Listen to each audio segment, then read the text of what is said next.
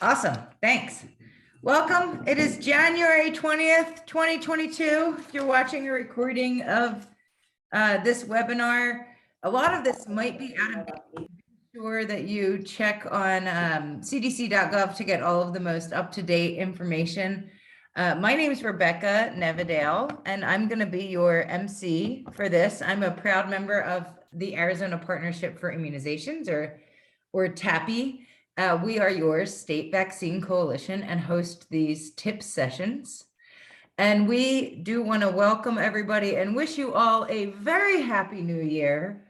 We know that it's feeling a bit like Groundhog's Day and that you are under an enormous amount of stress, both at work with sick patients and at home with sick family members and sick friends.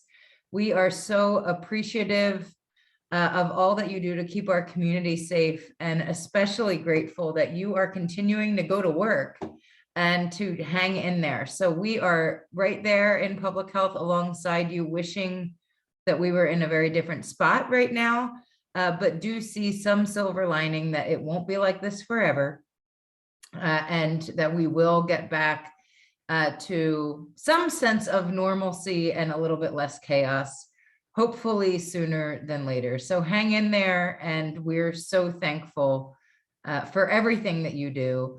We are also looking forward to our year. We have a lot of changes going on with TIPS. We hope that we can someday, and we know that as we start this third year of our pandemic, that eventually we will be able to talk about COVID and COVID vaccine the same way we talk about other diseases and conditions and vaccines. We aren't there yet, but we really do see this year as our transition year, that we will be able to get back to some of our core business, which is all of those other vaccines. We are excited to announce that we will be doing these tips monthly.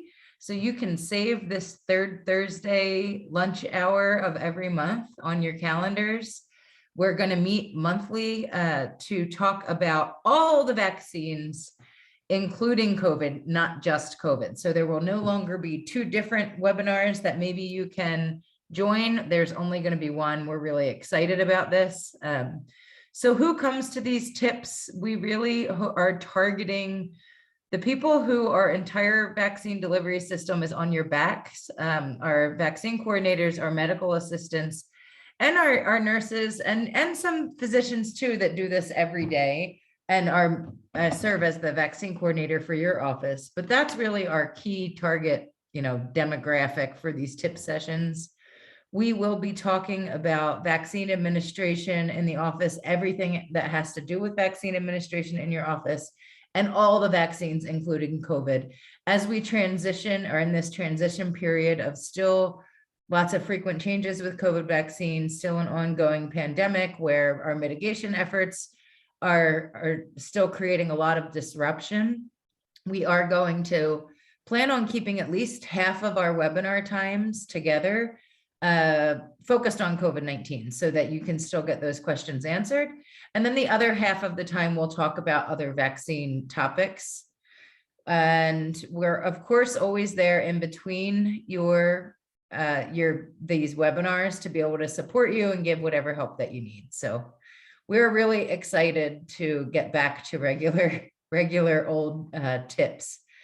We also want to let you know that we'll have expert speakers, but one of the things that we really hope happens over the next few months is that you start looking forward to these webinars as a time to get your immediate questions and to be able to share your best practices and things that are working really well in your office. So just know that this is a safe space to talk about where we're messing up so that other people don't mess things up, and where, we think that we're doing really well, and maybe we can start supporting one another and kind of cheerleading too, because we all need some happy cheerleading right now.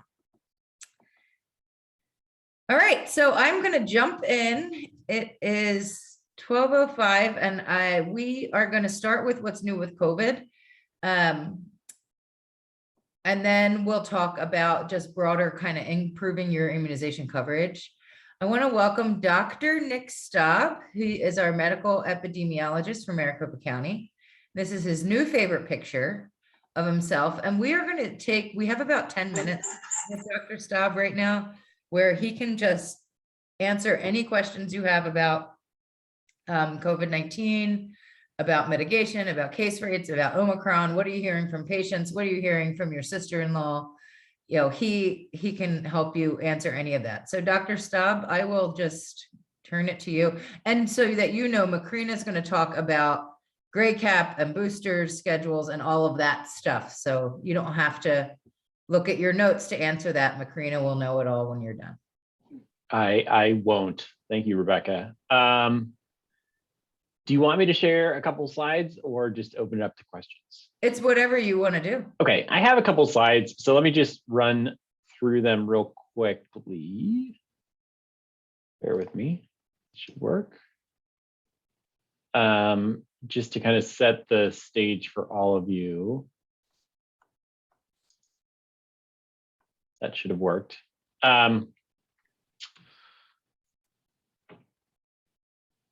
So again, thank you, Tappy and Rebecca, for having me today. So just in terms of an update from Maricopa County, our current case rate in the county is in a very high transmission area. So those gauges there on the left show the top one is the most recent week of data, and the bottom is the week prior. So we have risen to 2,008 cases per 100,000.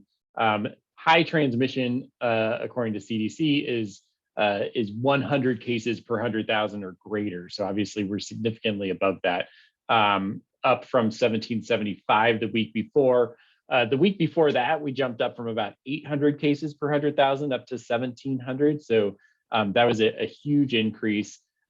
Maybe we can start to think that the increase is a little less. When you look at our epi curve here on the right, you see that it is a very steep increase over the last couple of weeks since we've had transmission of the Omicron variant. Maybe we are starting to see a decline in the new cases. However, those new cases are still many new cases every day. So we're still seeing very high transmission of COVID out there in the community. Again, these tests are based largely on lab reported tests, so they don't necessarily include all the home tests that are being taken out there as well. So just something to keep in mind. This is the schools dashboard from the ADHS website. I like to share it because, again, it gives the same case rate over time, but you can just kind of see how that's increased here over the last couple of weeks, as well as our very high test percent positivity. So up there, almost to 40%, which is also reflective of the fact that we are having a hard time testing people. That testing is a limited resource right now, so that we're seeing more positive tests in those who are able to get those tests. This is just looking at our healthcare systems that we all know are under a lot of stress due to limited staffing in hospitals. So these are inpatient cases. Bottom here is in the dark purple are inpatients due to COVID-19. This larger section are inpatients due to other causes. And this very small light purple up here are available beds. So that's really what we're tracking carefully, knowing that we don't want to squeeze that anymore, that we can't. And then also, I was talking earlier today to KJZZ about our flu season. We are seeing increasing flu cases in the community. We're currently at a widespread status, but definitely don't have the capacity in our hospitals to take care of people who are being admitted with influenza or COVID. So we're in a precarious spot there. There's been a lot of information out this week about masks, masking, especially in light of the Omicron variant.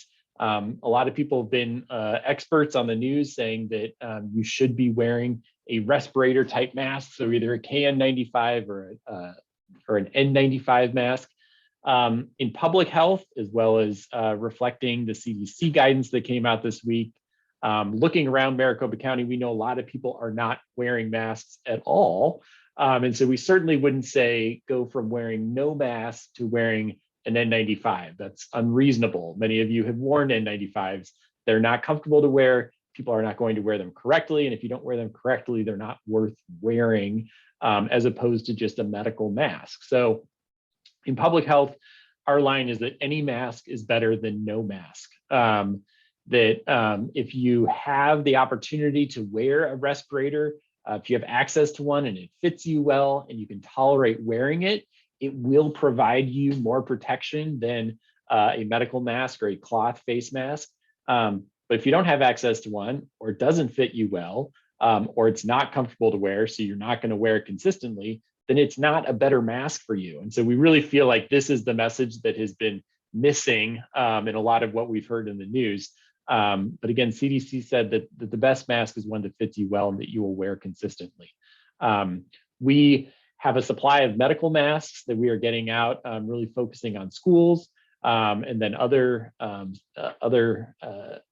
areas or facilities that are asking those of us, still focusing on getting our N95 supply out to healthcare facilities. So again, if that's something that any of your facilities are interested in getting support from County Public Health, we can support you with those as healthcare facilities.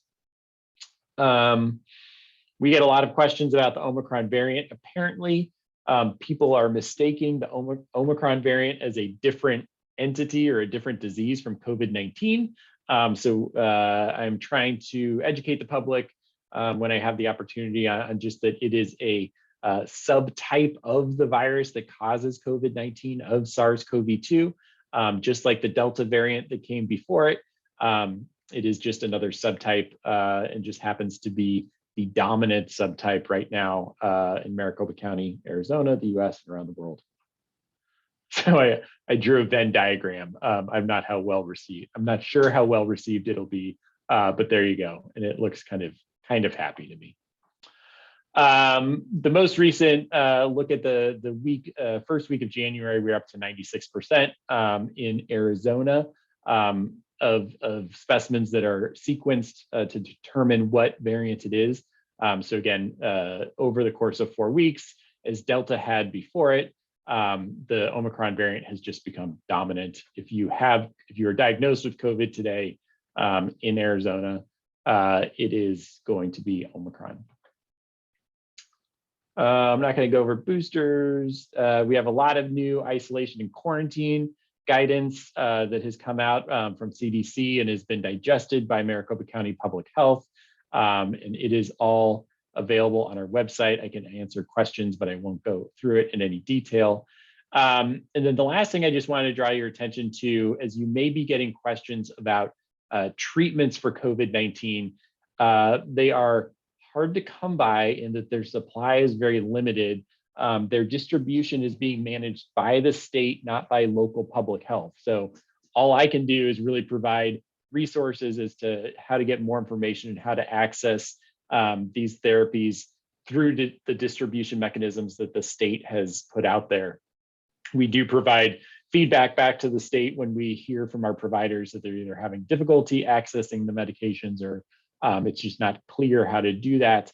And so this link sends you to the ADHS website for all of these therapies and gives you access to more information. There are a couple of nice kind of handouts, both for patients as well as providers as to what is available in terms of those monoclonal antibodies, the long-acting, and the oral antivirals that are now available in select retail pharmacies across the state. Also links to prioritization because there's such a limited supply of those oral antivirals. We are currently in tier 1, really focusing on those individuals 70 and older and who have major immune suppression being eligible for these oral courses of antivirals. And again, these are only intended for for acute infection, not for what we're calling post-exposure prophylaxis. At this time, because they are so limited, they are only being used for acute infections. And then ADHS also has this therapy finder, which is a map that you can kind of click on any of these and find which location has had the oral antivirals distributed to them. So again, those are the blue dots here that have received either the Merck drug or the Pfizer drug. This does not necessarily mean that that pharmacy has it on hand, which we are finding to be difficult for a lot of our providers, that they could write a prescription and send a patient to get medication, but that it's not actually there. So we've asked ADHS to kind of expand the utility of this map to show where those drugs are actually available. And then the red dots are monoclonal antibody, which I find to be a little misleading, because this is all of the locations that have had monoclonal antibody distributed to it. Again, not that they are actively administering it. Currently, there's only one monoclonal antibody that is effective against the Omicron variant. It's called sotrovimab. We have extremely limited supplies. So I'm only aware of administration through our major healthcare systems and hospitals. So that's really your best resource if you're looking for sotrovimab infusions, is to call kind of your local hospital belonging to one of those major healthcare systems and asking how you refer patients to them. Again, knowing at this time it's extremely limited in supply and difficult to find. Last plug is, because all of these programs are being managed by the state, the most up-to-date information tends to go out through their health alert network. So it's really a good time to make sure that all of your information is up to date in that system if you're already signed up. If you're not signed up, go to this link, sign up, and that's really how they do the bulk of their messaging out to healthcare providers to stay up to date on those programs. And I will end there and take any questions. Yeah, feel free to put more questions in the chat, and you can always unmute yourself too. We did get one, Nick, from Holly Van Loo, who's asking, are you seeing a significant delay in the home tests turning positive, even if the patient was symptomatic for several days and was negative for several days?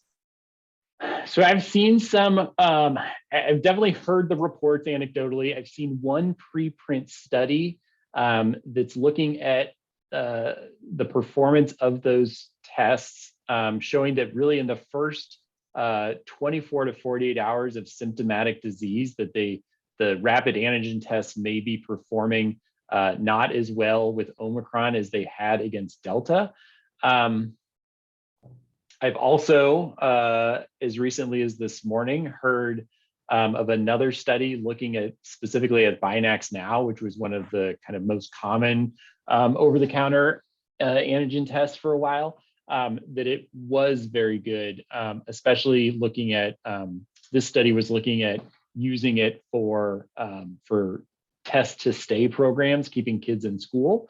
And that it was very effective, like upwards of 90% and greater at detecting those cases. So all to say, we have a lot of different authorized tests out there. The NIH is actively performing tests on Omicron specimens on those different tests to see how they perform. So I think we will hear more about it in the coming weeks.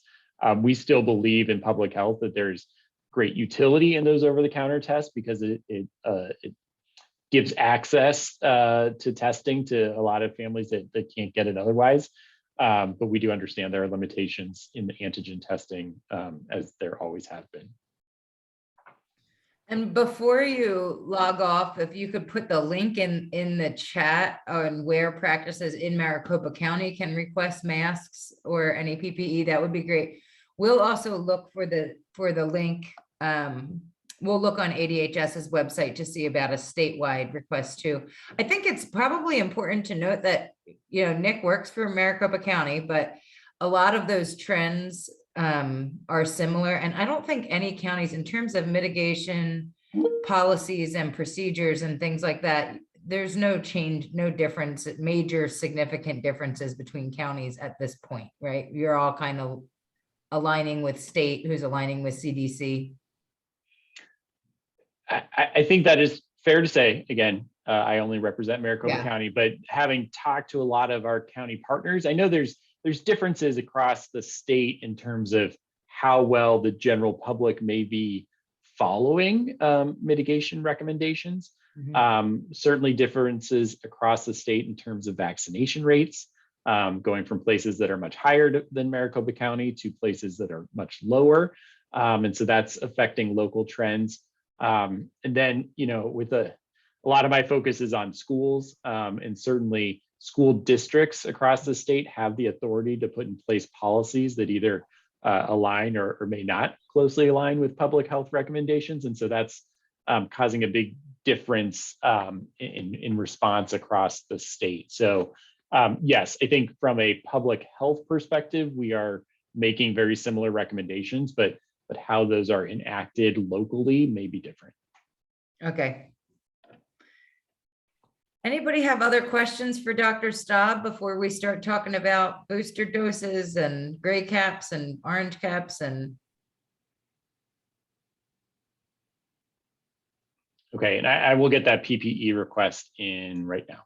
I see Thank you. Laura's comment. Yeah, Yep. and we hope to see you next month. We really appreciate that you are logging on to these. So we have a real live doctor to ask our questions to. So thank you. Thank you. Yeah. And Macrina, we are going to turn it over to you. Macrina Leach is works with Dr. Staub over at Maricopa County. And she is going to talk with us. So one of the things that you may not know, if you are new to the TIPS world or the vaccine world in Arizona, is the many hair colors of Macrina Leach. And if you look at pictures of TIPS from years past, you'll see green, you'll see pink. My favorite is blue, which the cartoon Macrina has here. And we've noticed that your hair color has stayed pretty consistent, Macrina, the last few months. So we're hoping after this surge, you get back into your stylist chair and give us some new colors to talk about. Well, now that's a challenge. Now I just might have to do it for February. That'll get everyone on now, won't it? To find out what colors Macrina's hair. Yes. So talk to us, lots of changes as usual.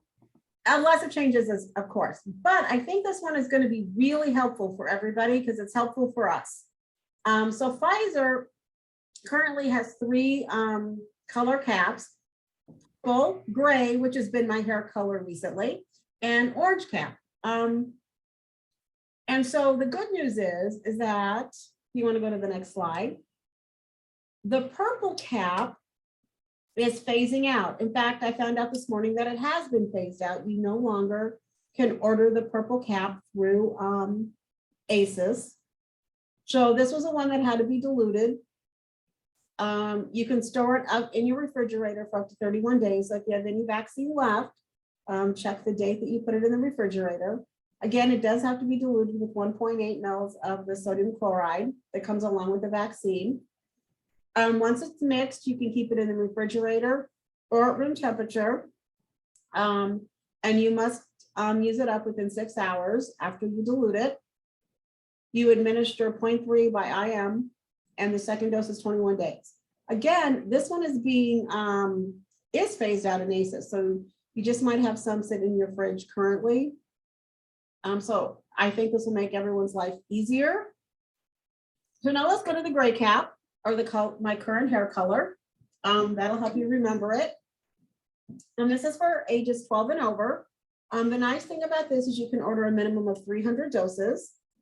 You do not need to dilute this. So the vaccine comes, I guess, pre-diluted. It's going to come in that thermal shipper where it's in ultra cold temperature. But once you put it into your refrigerator, you can store it for up to 10 weeks. So you want to make sure that you document the date that you put it in your refrigerator. The unpunctured vial can be stored again for up to 10 weeks. Once you puncture the vial is good for 12 hours. So it should be good throughout your entire office day. Unpunctured vials may be kept at room temperature for up to 2 hours.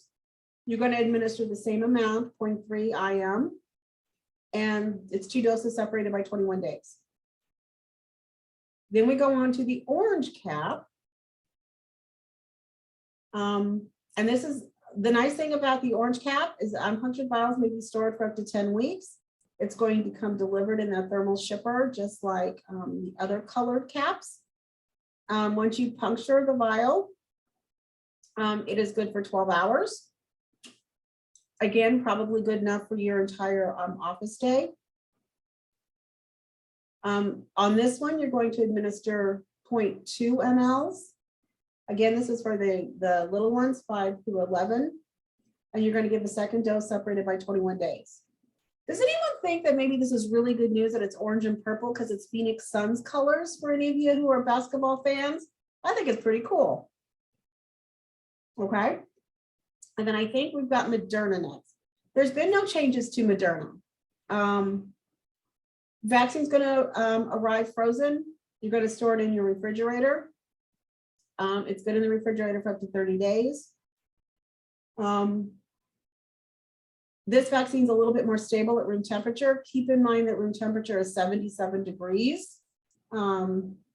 When it gets hot around here, sometimes we do think that room temperature can be 100, but it's not. It's 77. You're not going to refreeze this thawed vaccine. This one you administer half a cc or 0.5 mils IM for dose 1 and 2. Doses are separated by 28 days. The booster dose on this is a different dosage. It's 0.25 mils. And this is a multi-dose vial. So you have 15 doses for your primary series. You can get up to 20 doses for a booster. You can also draw primary and booster doses out of the same vial. Just remember that you can't puncture the vial more than 20 times. So on puncture 20, after you draw out that dose, then you need to waste it. And next is Janssen, 18 years of age and older. This again can be kept up to 6 hours.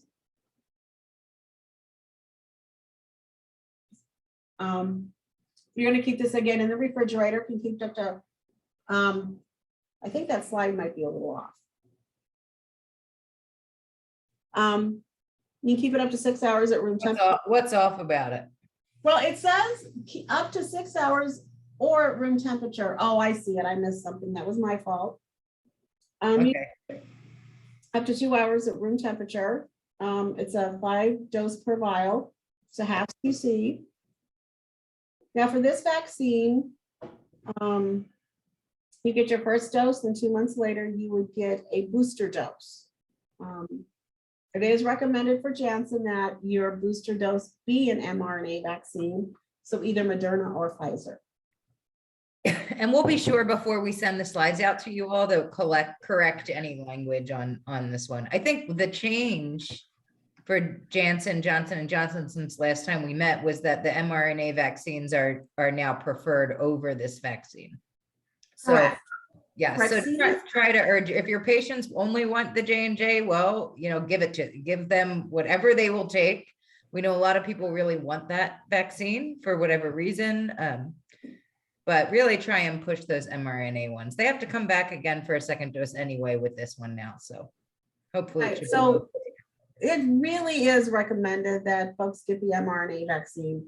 And really our technique in this is that you got to come back for a second dose anyway, whether it's Janssen or whether it's Pfizer or Moderna. And the good news with Pfizer and Moderna is you can be done in 21 days or 28 days. With Janssen, you need to come back 2 months. So mRNA is totally the one that's recommended. Mm-hmm. So the difference between a third dose and a booster dose, we're hearing some complaints about or confusion about this for sure. So the third dose is recommended as an addition to the primary series. So if you think about it, for those folks who are moderately to severely immunocompromised, 5 years of age and older, they should get a third dose of an mRNA vaccine, Moderna or Pfizer, 28 days after their second dose. And this is really a conversation that parents want to have with, you know, their pediatrician, their family practice doc. And that's the decision on whether they're moderately or severely immunocompromised. So we would really consider this probably part of the primary series for those kiddos and those adults. We are going to start seeing some of those adults because we started giving that third dose in August. So some of those folks are going to be due for their booster dose 5 months after that third dose.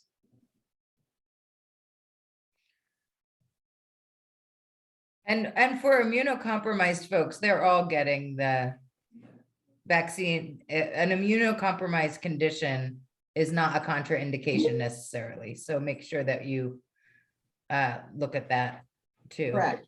Yeah. Okay. Boosters. Oh, everybody gets a booster.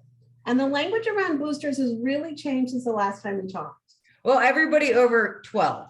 Anybody over 12, Yeah. I'm sorry. Everybody that can be semi-unattended can get a booster. Anyone 12 years of age and older, it's incredibly strongly recommended that you get that booster dose. Again, anyone 12 years of age and older, at least 5 months after completing your COVID-19 vaccination series. Now, I know this is really odd for those of us who live, breathe, eat, dream, sleep vaccines, because 5 months is not really intuitive. I guess that's just because the vaccine system and higher aboves want us to really have to think hard about this. But it is 5 months. For those 12 and older, for those of 12, needs to be Pfizer. 18 and older can be Moderna. And teens 12 to 17 can only get the Pfizer. Okay, Moderna, just a real quick review. This is 18 years of age and older, 5 months after completing your primary series, whether that's 2 doses or whether that's 3 doses. So keep in mind that it's still a booster. And actually, if they got Moderna as their primary series, they can get Pfizer or Moderna. Either one of those vaccines will work. You can mix and match. You can mix and match. There's absolutely no reason that you need to be loyal or faithful to the vaccine that was your primary series. Do not worry about that. If you receive Johnson & Johnson, Janssen, again, these are going to be adults 18 years of age and older. Your booster dose is going to be 2 months after receiving your J&J Janssen vaccine. And you can really get any booster dose vaccine that you wish, but it is strongly, strongly recommended. And even CDC has said they prefer that you get Pfizer or Moderna. Now, if somebody comes to your office and they're just putting their foot down, they want Janssen, that's it. They're not going to get a booster unless they get Janssen. They're going to walk out without a booster. Then CDC says it's better to give Janssen than have somebody walk away unboosted. But please take the time to explain to them that getting Pfizer or Moderna is their better choice. Okay. All right.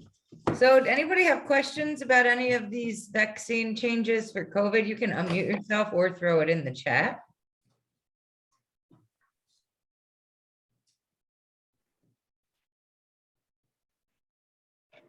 I think that this gray cap's going to make things a heck of a lot easier. Oh, gray cap's going to be a game changer. Yeah, that's going to make it so that a lot more primary care, I think, offices can just have it in there. And that's where we really want these people who have not chosen yet to get vaccinated.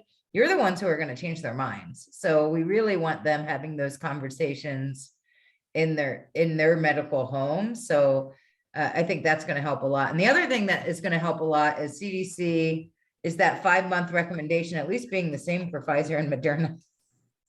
So. Yeah, I think the fact for those of us, again, who've worked in vaccines a long time, the more they can make things the same along all vaccine manufacturers, the easier our life is. Right. All right, so go ahead and Macrina is going to be on for the rest of our time together today. So feel free to put more in chat.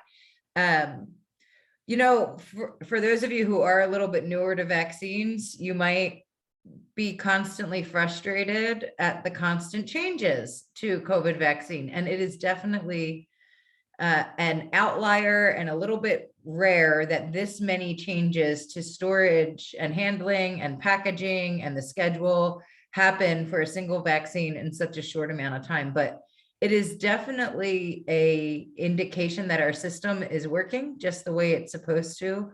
Scientists and our government agencies continually look at the data for these vaccines to make changes to schedule, storage, and handling and packaging. This is not abnormal. Those of us who work in vaccines can testify that vaccines are always changing all the time.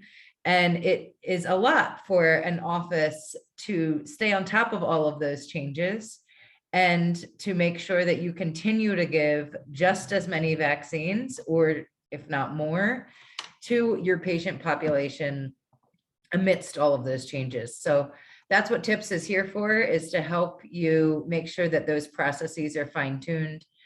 And that's also what we do and why TAPI provides the Daniel T. Cloud Awards, which is an award presented each year to offices that achieve 90% immunization coverage for their toddlers or their teens. And Jennifer Tinney from TAPI is going to visit us from the chat box and talk about how to get the Cloud Awards. And for those of you who hear 90% coverage and think, wow, we'll never get there.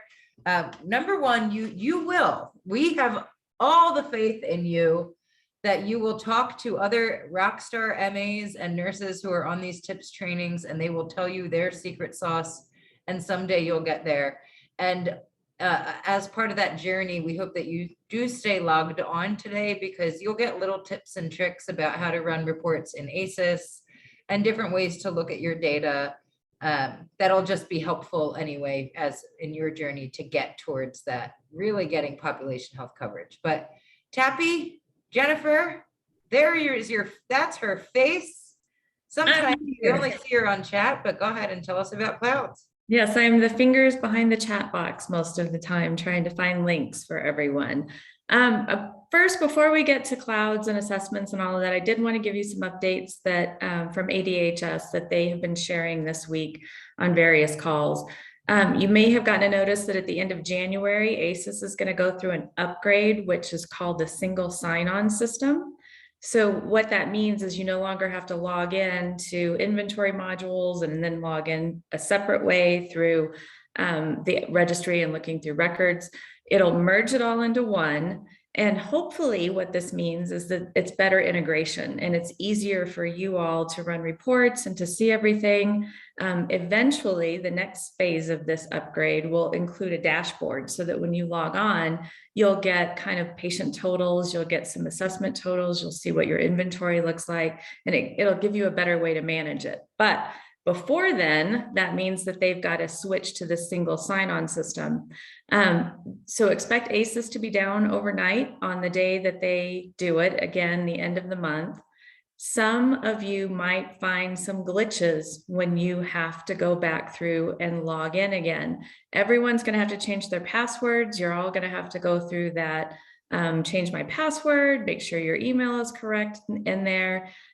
For some of you, they know already ahead that it's going to have some glitches and it's going to bump you out, but they have increased their tech support, and especially that kind of tier 1 tech support that works with logins and emails and stuff like that. So you should be able to get to somebody really quickly that can fix it.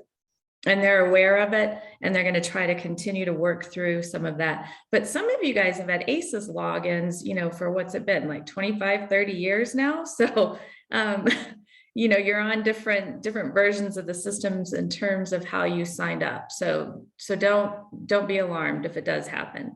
The other thing that they've talked about is that site visits have resumed for this year. So whether you're a VFC provider, a VFA provider, or a COVID provider, They are going to start doing site visits where they come in and work with your staff for the day and your team to see how the vaccine is being managed.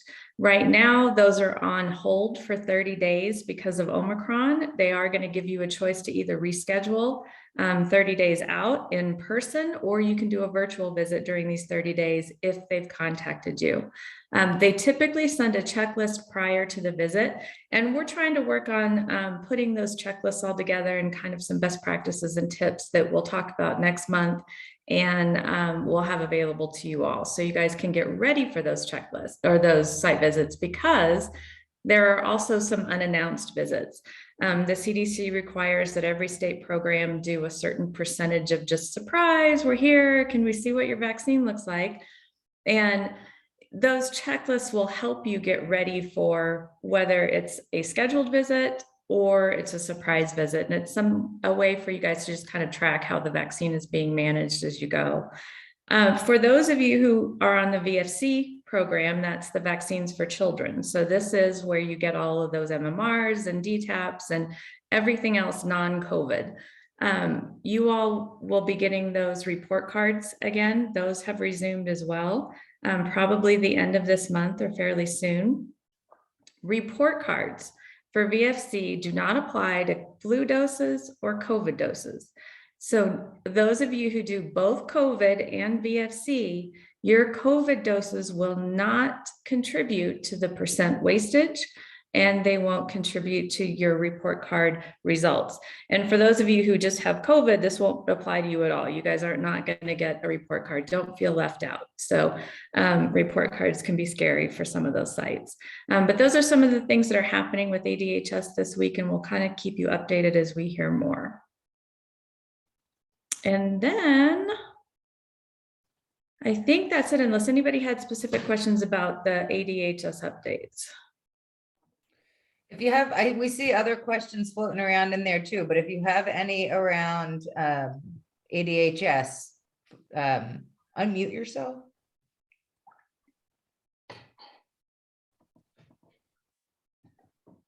All right. Okay. Talk about clouds, and we see there's a couple questions that are being answered now about people can definitely get their second dose. Is if they get their first dose and they get COVID, when do they get their second dose? As soon as they're out of isolation and quarantine, as long as they're not moderately or severely ill, they can get that vaccine. And thanks for asking that question, Veronica, because we keep getting that. And because you asked it, we're going to send you a prize. So Laura Smith will be contacting you in the chat box for your address. And since we already gave out a prize and there's more questions coming in, we'll make sure that Florence gets ones too. But I'm going to have Florence hang on. We'll get to your question when Jen's finished talking about clouds, because she's the one who needs to answer that one about billing for uninsured. Yes. But first up are the awards program. So at TAPI every year, we give awards to individuals, practices, and organizations that do an outstanding job in immunizations and make sure that we're all healthy and well. So this year, we are going back to an in-person awards event. Hallelujah, because those virtual ones, you just can't see the cheering and the smiles and after all of that hard work. So what we're going to do this year is it'll still be at the Phoenix Country Club for those of you who have been in years before, but it's going to be all outside. In the back outside where we do the reception, and we're going to give the awards there, and we're going to see each other, and we're going to celebrate. We are going to celebrate Omicron going down and all of the hard work that you all did to make that happen. So there's two different types of awards that we give. The first one I'm going to talk about is called the Big Shots for Arizona. So this is those individuals and organizations that just did something outstanding when it came to vaccines. Whether it was the person in your office, that key person who's managed all your inventory, or if it's the person in the front at the front desk who's talked to every patient about vaccines and why they should get them, or if it's your entire organization and your whole team. But this is where identify those vaccine champions or the fantastic things that you've done and nominate yourself. Self-nominations are my favorite to read. I love those, which is, usually a vaccine coordinator who was like, I got stuck in this job when the last person left. I spent 6 months learning all of this stuff. But when I started, none of our people had flu vaccines, and now every patient doesn't leave the house, doesn't leave the office until they have one. Those are the best ones. So nominate yourself, nominate your organizations. Those will open, the nomination form will come out on the 25th of February. So then for the second award that we give, They also, Jen, need to Yeah. think about nominating like their pastor at their Oh, church yeah. and their school nurse, their kid's school nurse. I mean, the silver lining of COVID is that we have seen these like non-medical immunization champions, and we want to recognize those folks too. So. Oh yeah, we all cry when the school nurse wins, and last year we had a school nurse that won, and it was one of her students who nominated her. It was so cute, and he sent her a little video. It was adorable. So anybody that you can think of that you think really needs an award for everything they've done this year, and it's been a lot, definitely think about that. So for the other one, the second one is called our Daniel T. Cloud Outstanding Practice Awards. This is for practices who are seeing toddlers and teens and who immunize them for those series that they need at the time. Those nominations are due now. They're out now. So we've provided the link here. You can nominate your practice if you vaccinate toddlers and teens for their primary series. And then on the next slide, we'll go through a little bit of what those look like. So our toddler award is 90% coverage level for that primary series for everything a 2-year-old needs.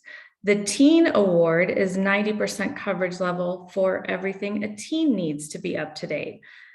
So the way that we do this is you run a baseline assessment through ASIS, and then you submit that to us. And then if you find out that you're not quite at that 90%, you have about 8 weeks to recall those patients in and get them caught up. Or to find their records if you think maybe they got one at another clinic, or if it doesn't match what's in your EHR to what's in ASIS. So you have a chance to kind of clean that up. And then submit the second assessment. And those practices that hit 90% receive the Daniel T. Cloud Award.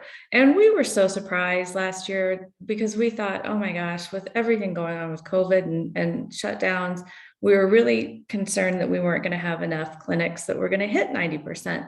And we had so many, I think it was like 80 by the time that we were done. So we know that 80 practices, despite the disruption, were still able to hit that 90% coverage. And these are the practices that really carry our immunization coverage and that herd immunity when it comes to childhood vaccines and childhood diseases. So it's been unbelievable. Yay, Paloma Pediatrics, you guys win quite a bit. A year after year, and that's been the amazing part, is to see practices that no matter what happens, you can throw a pandemic at them and they are still vaccinating their kids, which is pretty incredible. And we're very, very grateful. So I'm going to run through very quickly just a little bit about how to run the ASIS assessments. I am not going to go through it piece by piece. You guys are more experts on this than I am, but I at least wanted you to be able to see what it looked like and how you can run the assessments. This is going to be helpful for those of you who are just doing COVID as well, because an assessment will help you understand how many of your patients you have gotten covered with COVID. It'll find out which ones are missing that you can maybe target some of your discussion and education with. And then it'll help you identify which ones are due for boosters. So it is helpful even if you are not currently a childhood provider and just doing COVID as well. So initially, you sign into the coverage report. Here, let me go to the front, that would help. So as you come in, you go under reports, you go to the report module, and then you select the coverage rate report. So down here through the bottom, we've got screenshots, and on our website, we're going to put step by step each thing that you click on in order to get the assessment. One of the best things to do is just print it out and follow it, kind of to your screen, to your printout. But for the toddler and the teen awards, we have the composite series here. and the age range here on the side that you'll be selecting under these ages and series. If you're going to do a COVID vaccine only assessment, you can click on vaccine right there, and then you can run a full report of just how many people have had that vaccine and how many people need that vaccine. But in the cloud case, we do the composite series. So then from there, you've got the series chosen or the vaccine, and then you click run the assessment and you pull the coverage report. And this is what you get when you're done. You have your total number of patients that were part of that series, whether you did it by age or by vaccine, the total number of eligible patients. You get a percent of the people who are incomplete on their series. You get an idea of how many maybe was a missed opportunity. They've been in the office 2 or 3 times, but they didn't get that next dose that they needed. And then the most important piece is the last one, which is the series complete. So this will tell you what your percentage of kids that you have up to date when you look at toddlers and teens for the Cloud Award. It's going to be a much longer and more complicated list for COVID in terms of age ranges and completion, because we've got people on a primary series of 3 doses, a primary series of 2, and then the boosters. So it will look a little bit different for COVID, but it's going to help you guys really figure that part out. This is what it looks like for teens and the teen series. And again, it's a little bit more simplified, but your total patients and your series complete. And then if you want to, you can run COVID separately. You can run COVID through this same assessment at the same time to see how many of your teens have Tdap, meningococcal, HPV, and COVID and flu. But we would not count your COVID and flu rates against you for the Cloud Award. It would just be for that series completion. So once you have figured out now what your percentage is, and you see, oh my gosh, we're at about 60% of our kids are up to date on the shots that they need, then you can run a reminder recall report. And you go into the reminder recall, you click onto that after you've logged into ASIIS, and it's going to ask you how you want to run the reminder recall. You can do it by your facility, you can do it by ages, you could do it by your patients that you own for any patient that you've seen. In this case, pretty much stick with for all the patients that are yours that are assigned to your clinic. And then once you run that report, it'll ask you what vaccines do you want to include. You can include these series composite completion rates, like the 1 Tdap, 1 meningococcal, up to date for HPV. Or you can click COVID, and then you can run a reminder recall set of who needs their next COVID dose. And then once you do that, it's going to ask you what kind of information you want. You can generate a patient list, which is just, a line by line list of every patient that needs a vaccine, what they need and when. But you can also print labels from it if you want to send out reminder postcards and just slap the label right onto the postcard. So it gives you some options of how you want to do it. If you have an auto dialer, you can actually connect it to that as well. You can print letters, gives you some options of how you want to do your reminder recall. When you get the list of those, this is what it looks like, where it lists each patient. This one doesn't have patient names on it, but typically it would give you that, and which vaccines they're due for and when they're due for them, what would be that minimum series. So that's what those reports look like. And they're helpful whether you're doing COVID, childhood, or adolescent, or for a Cloud Award. We really encourage you all who do routine vaccines to definitely apply for the Cloud Award, because it's a nice way of seeing where you are and how your kids are up to date. If you run into any problems with it, or if you have any questions, you can call the ASIS help desk, and they will kind of help you walk through some of these and help troubleshoot with you as well. And I believe that was it for the assessments. When we put them on the website today, they're much more detailed. So again, walk through them piece by piece and kind of see and troubleshoot. And if you have any problems, just reach out. Great, thanks. Yeah, and I think that all those, one thing I want to make sure doesn't get missed is we should be doing those reminder recalls for our COVID vaccines as well. So with these boosters due, especially for, start getting ready for getting your 12-year-olds done and all of that. I want to make sure that we also address one thing in the chat box. Macrina, we had talked about when to give that second dose. Can you clarify that if someone had MABs? So if someone has received monoclonal antibodies, the next vaccine dose has to be 90 days. So whether it's the second dose, the third dose, or the booster dose, it's got to be 90 days from receipt of monoclonal antibodies. And it's a pretty simple question to ask because they need to be received through IV. So it's not an injection or a pill. And currently during Omicron, there is not a lot of monoclonal antibodies out there for folks to receive. Right, but we've only been living through Omicron. It seems like it's been 6 months, but it's not been. That is true. We're still in that 90-day window because a lot of people had Delta. We're getting them a few weeks ago. So, but thank you so much, and thanks, Dawn, for clarifying that too in our chat. We're kind of coming up to the end of our time together today. A couple things that we hear from cloud winners, like year after year, that they do to get that 90% coverage.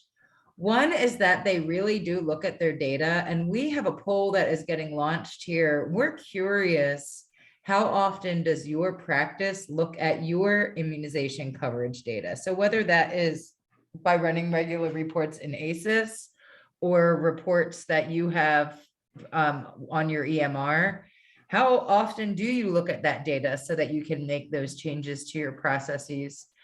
Cloud winners also they really focus on maintaining that data in ASIIS, especially that historical data. And they do tend to run regular reports and actually look at those reports. So we're just wondering. Thanks for responding to that poll.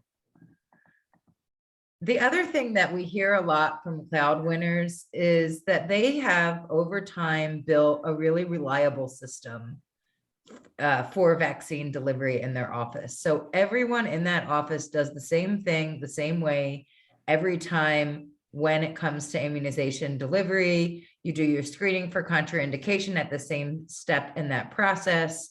That workflow is documented and revisited, and new medical assistants and nurses and clinical staff that come in receive the same training about that workflow. Another really key component to those reliable systems is making sure that your EMR is set up to support your clinical decision-making. So there's flags, there's alerts, the schedule is uploaded in there when possible. And when you do need to make changes because there was, a change in the schedule or a new vaccine hits the market, you implement those changes, our cloud winners do, using small tests of change. So we don't rip off the Band-Aid when it comes to changing systems. We do it, little by little. So maybe your vaccine coordinator figures out how to change something first with them and their doc that they tend to work with. And then you go to, before you spread it through your whole system. And then just a reminder too, that there are 3 evidence-based recommendations from CDC. So you do these 3 things, you will have the highest coverage possible. Reminder recall, reminder recall, reminder recall. Standing orders also helps make sure that you reduce those missed opportunities, and a strong provider recommendation. So making sure that you have all the tools you need to answer those questions. And when you can't answer a question, that your providers have all the tools that they need, and that you make sure that they are also helping patients feel heard and empowered in making that decision, and saying that they really are behind the recommendation. And of course, screening at every visit also helps reduce missed opportunities. So we're hoping it's about, I think it is 1 o'clock. So we are going to keep the line open for just a few minutes. I want to make sure, Jen, if you can dig through the billing slides. Oh, there you are. You already did that, but maybe you can address that after 1 o'clock. Oops. Yep. Right away. And Our next training is going to be on February 17th, and we are going to go over the schedule and COVID-19. So we really hope to see you there, and we will keep the line open for any additional questions. And please, everybody, hang in there. This too shall pass. We are really appreciative of all you're doing for our community. So thank you. And Jen, can you please dig Yeah. up that billing before she lets off? Yes, for billing for COVID-19 vaccine, I put a link for a guide. The guide that we have in there will give you the codes that you need to bill and best practices for billing for private insurance, Medicare, and Medicaid. The fabulous news is Medicaid is paying $83 a dose for an admin fee. So it really is helpful. It acknowledges how much work it is that you guys do to manage that inventory. There is also a link and some guide to how you bill for uninsured. That's through the HRSA program, HRSA. It's under HHS and one of those alphabet soups. If you have a patient who does not have insurance, or you got a low payment or a denial from their insurance company, you can submit those claims to the HRSA program and HRSA will reimburse your office. They use the Optum system. So if anyone has ever billed through, I think they are affiliated with UHC and behavioral health. The Optum billing system is the platform that they're using. You register as a user, and then they give you a guide and instructions on how to submit those. And they will cover uninsured and underinsured and make sure that you're reimbursed and whole. So the other thing I wanted to say real fast that came in just at the end is what happens if patients do not cross over to ASIS with their COVID vaccine. So I think what's happening is this is an office who is connected through their EHR to ASIS, and it's reporting the record over, but it's not linking it to that inventory piece. And 99% of the time, the problem with that is you have to accept the COVID order in your inventory management side. As soon as you get it, you go in and accept the order and say it's arrived and it's here.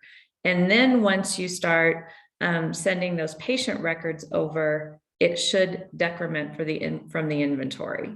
And then make sure that you have selected the correct lot and shipment as what you're giving now. And as you're giving them, make sure it aligns with what you have in ASIS. And Macrina, do you have any other tips on that one? Or anyone? Oh, you're on. Troubleshoot? No, I think the biggest challenge is that a lot of people want their COVID vaccines in ASIS and they want the manufacturer lot number to be there because so many people are requiring it for travel, hotels, work. So if you need that information in ASIS, for whatever reason, your information hasn't transferred to ASIS or someone else's hasn't transferred into ASIS, definitely follow up with ADHS.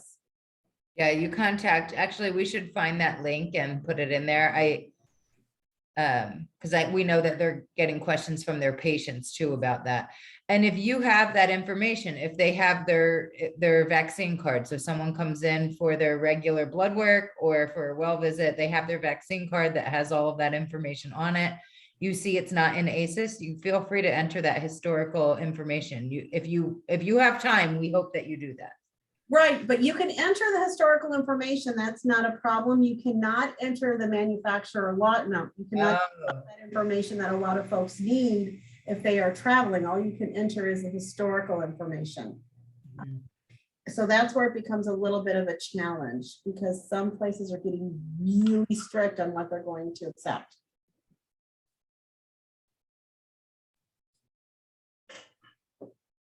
Anybody else have other random stuff and questions?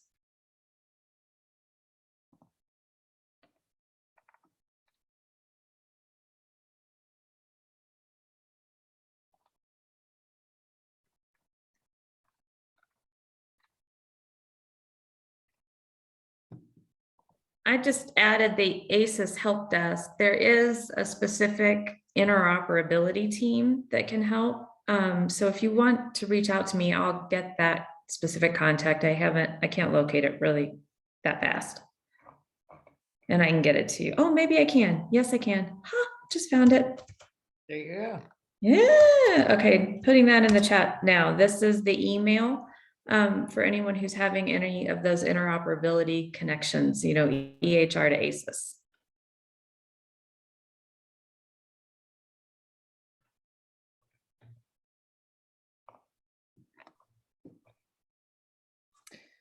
I have a couple questions around monoclonal antibodies, but really we need to just, the state, that's going to be the state answering the question, and there just aren't any, which isn't their fault right now. Maybe we'll be in a different position in February and be able to ask them to come talk about that for a few minutes, but. Even just currently right now, the state was able, this is how little doses of the monoclonal antibodies are available for those with Omicron.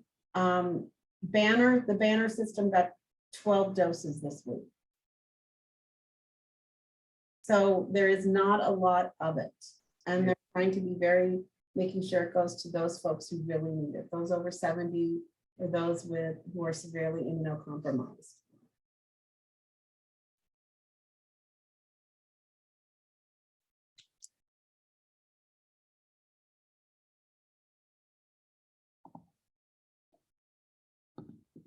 Anybody else have questions?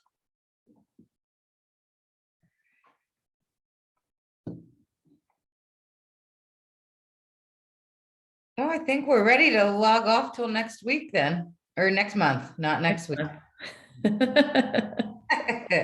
It's Groundhog Day. It's every day. And we're here in between too. So if you get other questions, how do we know which ped COVID vaccines we are allowed to order? If you are onboarded as a COVID vaccine provider, you should be able to order any of the COVID vaccines that are available. The only peds vaccine is Pfizer. Right. Yes, but there's 5 to 11, right, and 12 plus. Yeah, but you should see both of those if you're onboarded and activated. And yes, we'll make sure to send out the slides. We have to correct that one J&J one first, but then we'll send it out. Yeah. Hi, this is Geneva. Can you hear me? Yeah, we hear you. Okay. Just to go back to the lot numbers and manufacturers that Macrina was mentioned. So our site is not connected with our EHR to ASIS, but we are working on it. And I was able to note the lot number and manufacturer on the record because we are the administering facility. So when it's printed, or if patient asks for that through through ASIS, or when it's printed, will that show up as well, or it just won't show? Because right now we get our vaccine from the IHS facility, and there's not a, I know there's a way to put it in ASIS as a public or a private, but we just don't do it because we're not connected. No, when you print the immunization record, so when you go through that whole process and it says print reports, and then you print a copy of the immunization record, the only thing that will pop up is that long definition of SARS-CoV-2 vaccine. So regardless of what manufacturer you used, it will just pop up like that. Much like your TDAP pops up, regardless of who the manufacturer is, it just pops up as TDAP. Okay, yeah, I do see that. Like when I went to the vaccine summary, everybody is listed and their dates given. So I was just wondering where or what you were referring to when you said some places are getting strict about asking for lot numbers and manufacturers. We're having to refer those folks to the state right now. The only way that you can get a record that will actually have that on that is for patients to register for My IR. And I don't know, Jennifer, can you put the link to My IR in there, or can we attach it later? And then when you go through that, you can actually, it'll print up your immunization record with all that information for you. Okay, I played around with a whole lot of that because and I do know the My IR, and I was trying to remember that earlier. But okay, that answers my question. Thank you. You're welcome. Well, and I'm surprised to hear that your IHS site isn't connected to ASIS, because I know they've been working on this for years and years, and it still has some, glitches in it, but I thought that they had some of it working. I don't know if anybody else is on from another one of those. If Holly's still here, looks like maybe she jumped off. We're actually a 638 facility. And I know when I came on board, we were working on it, and then it kind of fell off. So we re-implemented again the last 2 years ago, but then COVID happened. So we're just slowly, but I did receive an email that we are getting connection with the state. So hopefully that will get us somewhere. Just like you mentioned earlier, that the single sign-on will take into place. But yeah, we have a IT team that's been working on it. Okay. So hopefully this year is the year. Yeah, that'll help. Okay, thanks. And then Macrina, is the minimum order for Pfizer 300, 100? I'm losing track of the minimum. So orange cap is 100 and gray cap is 300. Okay.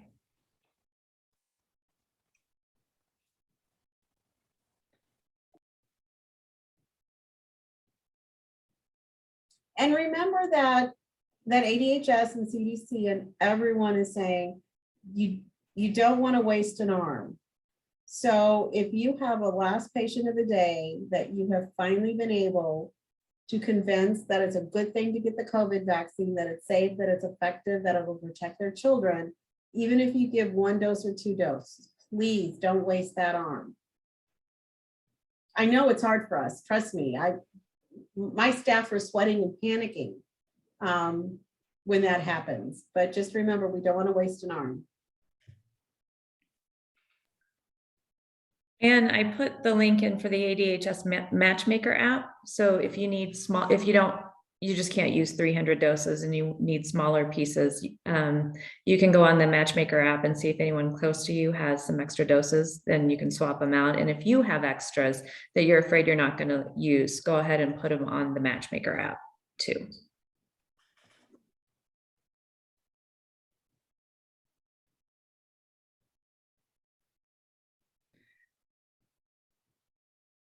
You see that ASIS question in there too from Maria for Pfizer manufacturer. Are we still using Pfizer Pharmaceuticals or just Pfizer?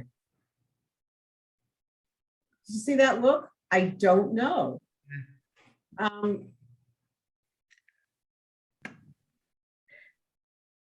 Maybe try to match it in your EHR as closely as it reads in ASIS inventory.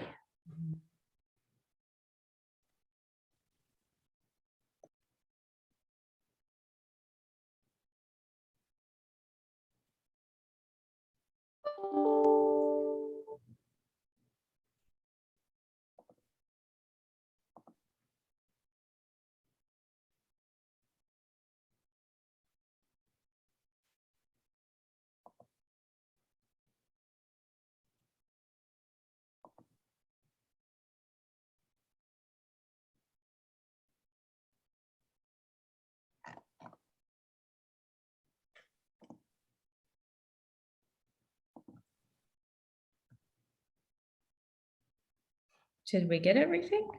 I think so. I think so. Yeah.